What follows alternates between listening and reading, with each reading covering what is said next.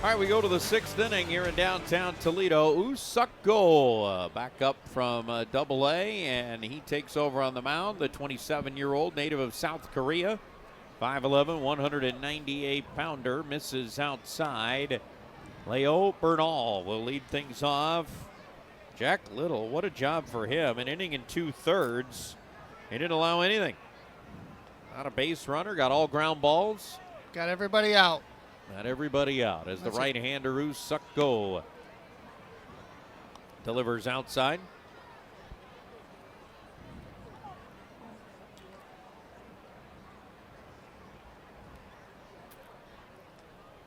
As Bernal waiting on Woo-Suk.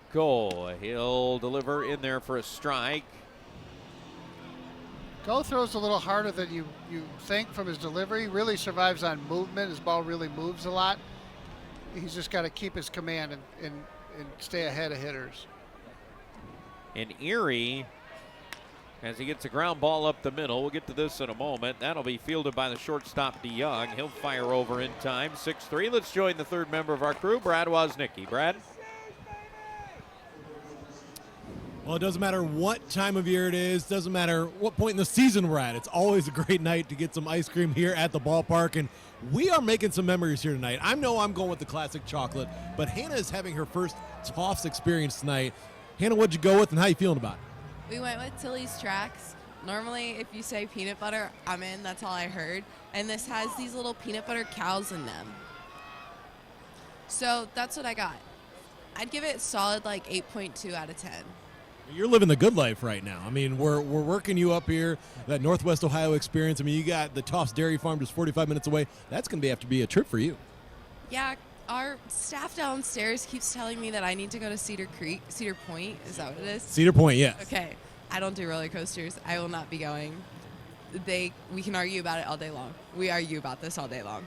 Well, we can guarantee this. This will not be Hannah's last Toffs experience. I mean, got several options up here. People got to know this is where to get your ice cream. This is where to get your ice cream. And if Toffs is watching this, I'd like to make a request. My favorite ice cream is Cookie Monster. It's blue. Can we make that? Thank you. Just an easy request there from Hannah. I know the request from the broadcast booth now is for Matt and Ron. When do they get their ice cream? Guys, we're working on it. We could bring you some. Yeah, we can stop by over at the glass window. You just tell us what you want. Yeah, so all right, guys, enjoy the game. It's a drive-through window, Brad. So, yes, come on over, and we'll give you our order. Little butter pecan, Rocky Road, either one, combination of both. I'll be good. Yeah, I've always gone with Muddy Sea Salt Slam myself, but pitches be a little bit low here to Bly Madris. Known the folks over there at Toffs for a lot of years and really wonderful people. Madris 1 for 2. We were talking about Woo-Suk in Erie. Okay, so he struggled with the Mud Hens. He gave up 3 earned runs in an inning and a third earlier this year in 2 appearances. He goes down to Erie. 8 appearances, got a .66 ERA. And he misses here for a walk after getting a ground out. And in those 13 2/3 innings, Woo-Suk allowed just 5 hits, 1 run. He walked 2 and he struck out 22. He's got more fastball than his stature would say he would have, and he's got really good movement. But because of all that movement, he struggles to throw enough strikes. In Double A, you get a little more swings on those edgy pitches. Up here and at the big league level, they're not going to swing at a lot of those pitches that aren't strikes. Fastball there, swing and a miss from Nelson Velasquez after Bly Madris got the walk. Facing Woo-Suk. He definitely has the arm.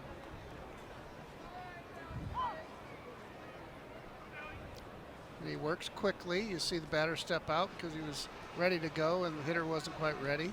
And his fastball operates around 93. Throws a curveball, cutter, splitter for Woo-Suk. And he gets the ground ball foul up the third baseline.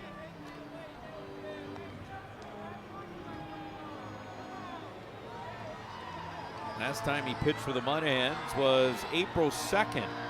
No decision, went an inning in Syracuse. Couple of walks, couple of strikeouts for him. But those couple of walks, there's a couple of walks. There's always a couple of walks, and that's what's got to get cleaned up. And as he does that, he's going to have great success, I think. The 0-2 coming up to Velasquez. Gets him to pop it up.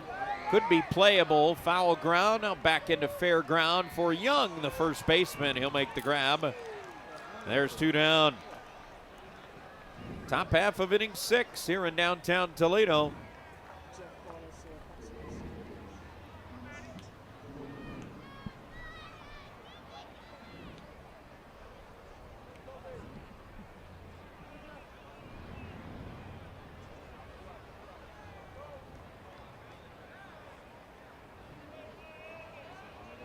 And the first pitch from Woo-Suk is outside. Ball 1. Matt Koperniak, 1 for 2, and an infield hit.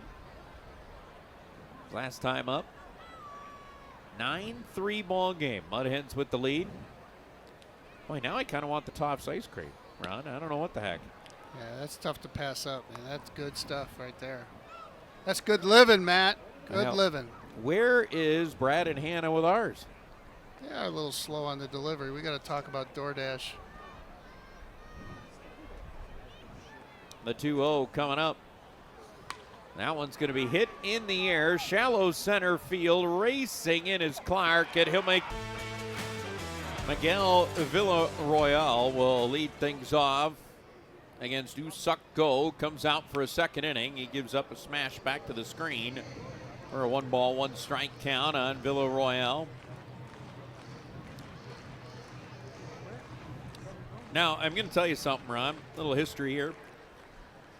Jim Weber and I, we would keep track during the course of the year. We would always kind of try to guess on the attendance, you know, when we'd have sellouts. So we would guess on the attendance, and we used to keep track of that. But one thing we used to do is we would mark down how many times we had toffs during the course of the year. So this is toffs number 1 of this season. Swinging a foul, backing out of play. So has Brad, you know, when he's subbing in for you with the other guys, have they had? Well, maybe they have. Experience? We'd have to ask Brad. I'm just telling you for when we're in on this. Yeah, there it is. Ron's got his. I got mine going here. By the way, Muddy's sea salt slam. The 1-2 is swung on and fouled down.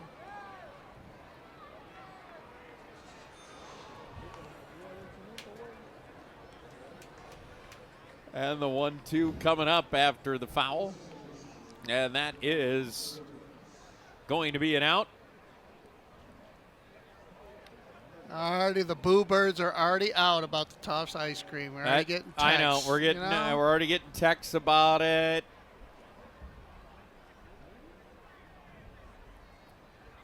So Villarroel strikes out. And well, when you get above 500, then maybe you get Tops. But you know, 500 ain't getting it done. You know, so I'm just saying. We're gonna get our first challenge of the game.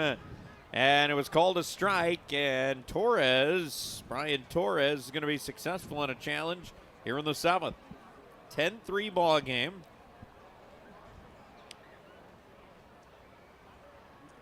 And the 1-0 is going to be a bit high, but shameless plug here for Tops. How good is this? Oh, it's so good. It's the best ice cream you could get. You know, if Ron stops talking for a little bit in this inning, you know what's going on. Yeah, I'm woofing some ice cream. 2-0 coming up. That's going to be lined right to DeYoung. I'll tell you what, there's a lot of people not a big fan of the shift, but, man, when it works, it works. And that was perfect. DeYoung never moved. Looks beautiful. Nobody ever talks about when it goes right through the hole at shortstop on a ground ball, except when it works, it's a perfect thing. And, you know, you see those guys slide up the middle, and you know your pitches, you know what their action on their ball, left-handed batter up there, so it's not that hard to figure out, but you know, when it makes a lot of sense to just go with tendencies for sure. Woo-Suk rocks and fires. That'll be outside to Colton Ledbetter. And I will say, you know, the game, that part of it has gotten a lot more integrated into the game, but it's always been a part of the game. People have always moved and shifted defensively based on hitter tendencies. But this is where the analytics has really added to the game. It really has. And it, you know, where you look over it's all percentages. Yeah, you look over the long haul and you look at the hitting, the spray charts that they have.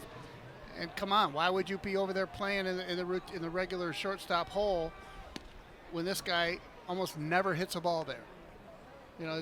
So you gotta play the odds, you gotta play the percentages, and having that data really does help. And people point to it, oh, well, there's a shot right where the shortstop would have normally been. Well, yes, it's not all the time that he never hits it there, ever.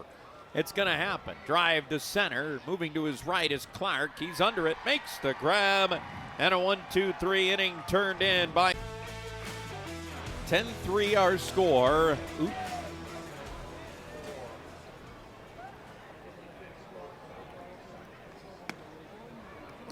Well, Max Anderson out of the ball game. Max Burt will take over. We've really cornered the market on Maxes for the day and this season. But Max Burt now at second base. Max Anderson out of the ball game. Of course, he's just coming back off of rehab, so probably don't want him playing a full game yet. So there's Max Burt taking over at second base. Woo-Suk go, 2-0 pitch. And that'll be there for a strike as Woo-Suk go looking to go for a third inning of work tonight. Just needs to keep pounding that strike zone, use all his pitches, keep competing, no free passes, make them hit their way on the base. And a foul backing out of play off the bat of Blaze Jordan. Jordan, Crooks, and Bernal. It's a really good role here for Go. 8 innings in this mid-range, that setup kind of role.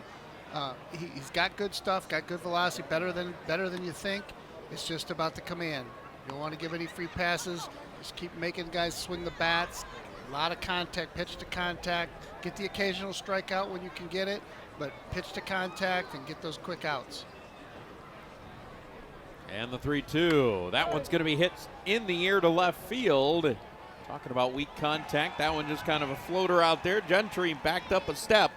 He makes the grab, and Woo-Suk go after his one-out walk to Bly Madris has set down 6 consecutive.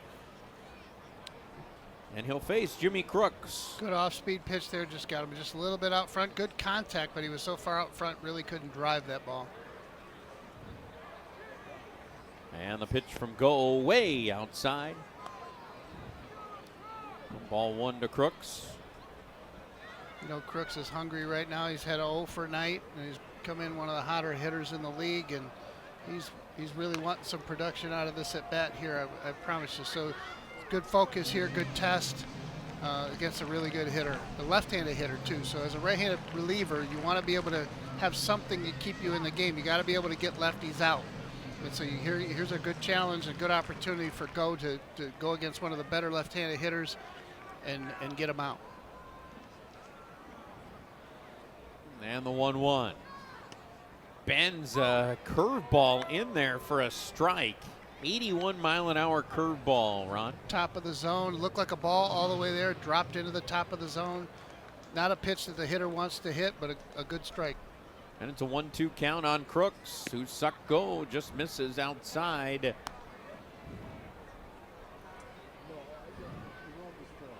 10-3 ball game. Mud Hens with the lead. 2-2 coming up.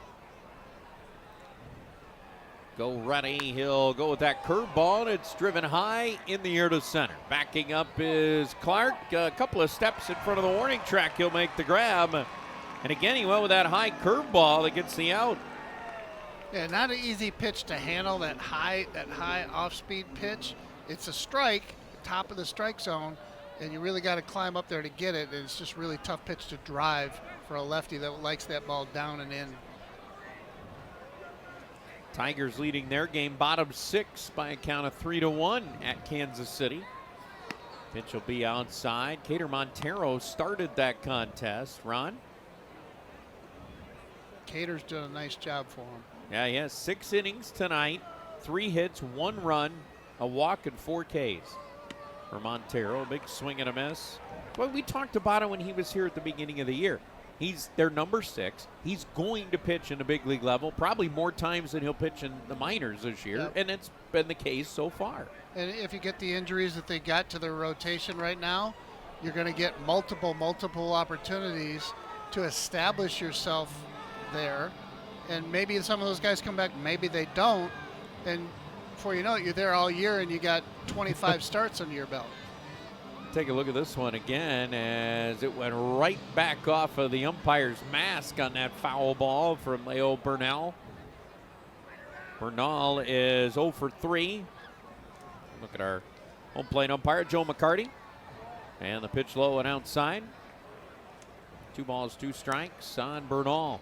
They got all that padding on that mask, and those masks are strong and they can hold up, but I don't care. Something going 105 mile an hour off your face is still a jolt. Yeah, that'll be jarring, no doubt. 2-2.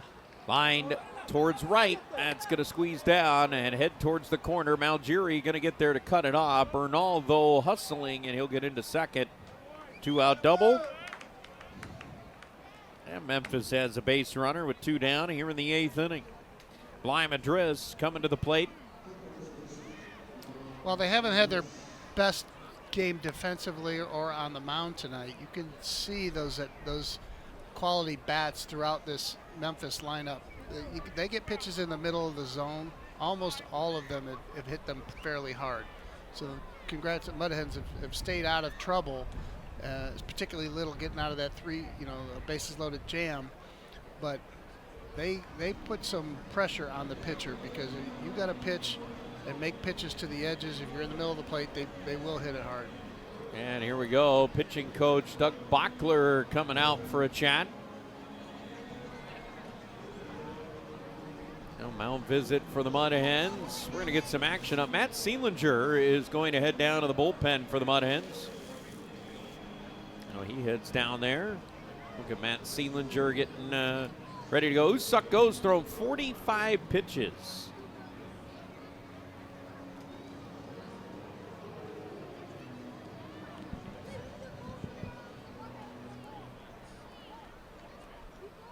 He will face Bly Madris, trying to get through this inning. And for Woo-Suk Go, if he would do so, it would give him a 3-inning outing. You would figure he probably wouldn't go further than that, especially with pitch count where it is at 45. And his first one is low to Bly Madris. Madris has been on twice, strikeout to start the game. Then he's gone single, run scored, and a walk. I think that's probably what that trip was. There is not only to give Seelinger a chance to get down there and get loosened up, but also just to, say, hey, get us through this. Give you a blow. Go. He's going a little further than he probably is used to going, and sometimes you just need a breather. 1-1 on its way. Papa. This should get him out of the inning. Third baseman Workman on the call. He's got the grab, and Woo-Suk Go. 3 innings of work tonight for the Mud Hens. He gives up a double, but strands a runner, and we will head to the bottom of the 8th. All Mud Hens tonight, 10-3. This is Toledo Mud Hens baseball.